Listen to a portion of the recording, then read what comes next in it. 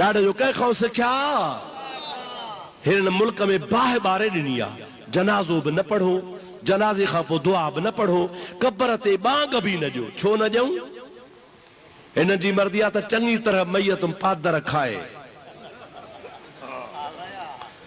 महबूब जी हदीस आहे तव्हांखे ॿुधायां चओ त ॿुधायांव आका फरमाइनि था त जॾहिं इंसान कब्र में वेंदो आहे उनखे माइट पूरे मोटंदा आहिनि अताहु मलकान असवदान व अज़रकान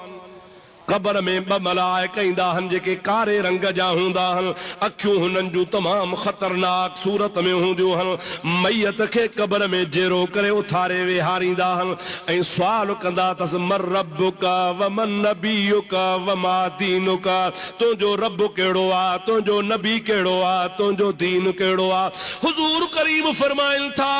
शैतान अहिड़ो त तव्हांजो दुश्मन आहे जो मरण वारे टाइम ते कब्र में भी अंदर लंघे इंदो आ तुझे आडो अची बिहंदो आ मलाक चौंदा तुझो रब केड़ो आ शैतान चौंदो आ माडे इशारो कर त मां तुझो रब आया वो मानू भुलजी भी चई सके तो त इहो रब आ जेको कब्र में आयो आ नबी से फरमाइन था जाथे बांग इंदी आ उता शैतान भजी विंदो आ अवा जो मैयत कब्र में आ कब्र ते बांग ॾियो शैतान भजी विंदो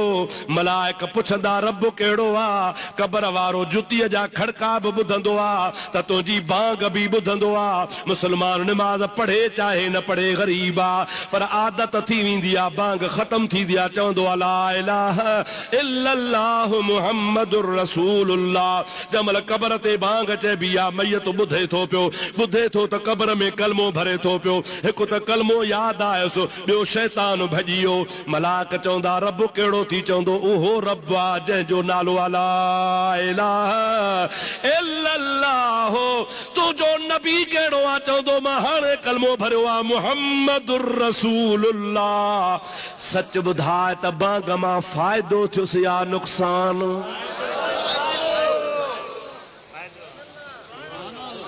असां त चऊं था त यार असांजो भाउ आहे सुन्नी आहे मुसलमान आहे गुनहगार आहे गरड़ो आहे कहिड़ो बि आहे हाणे बख़्शिजी वञे यार पिछाड़ी चङाई कयोसि हे निभागा वाह बि चवनि था त भली कुटिजे भली पादर खाए कब्र ते बांग ॾियो दुआ न करो विद्याता अड़े शर्म को नहीं बेहयाव तू न पढ़ी कुरान न हदीस न किताब इए तू लई मां लठ बनी जाहिल वांगुरु जाहिल मौलवी हिनन जो को भी मौलवी इल्म वारो कोन थव जेते पढ़ंदा हन सजो फलाणो अल्लामो फलाणो मौलाना खुदा पाक जो कसम का हाल कोन को कई दफा असा जे आड़ो भजी विया हन किताबन जू भरियूं छड़िया पटका छड़िया जेके अञा तई असा वट अमानत सलामत पे अथन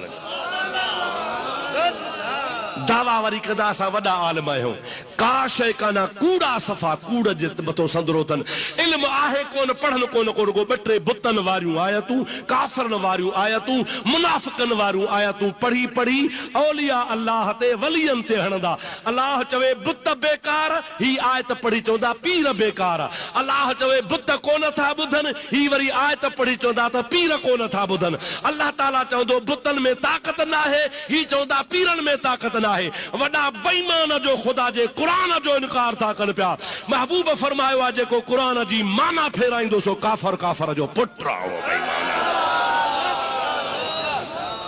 अल्लाह सही चवे बुतन में ताक़त न आहे अल्लाह चवे बुत बेकार हन अल्लाह चवे बुत कोन था ॿुधन अल्लाह ताला तो चवे बुत मुअल थव कहे कम जा कोन थव हे वरी बेहया बेईमान वरी चवंदो ते वलियन जे लाइ त वलिय कोन था ॿुधन पिया रब जो कसम आहे आम मैयत भी जुतीअ जा खड़का ॿुधंदो आहे छा था समझो जागो थाला निंड अथव मुझे महबूब त फरमायो त आम मुसलमान आम वली छॾ पीरान पीर के छॾ मुझे पीर जड़ो कंजो पीर न आदर खोड़ मगर दस्तगीर नया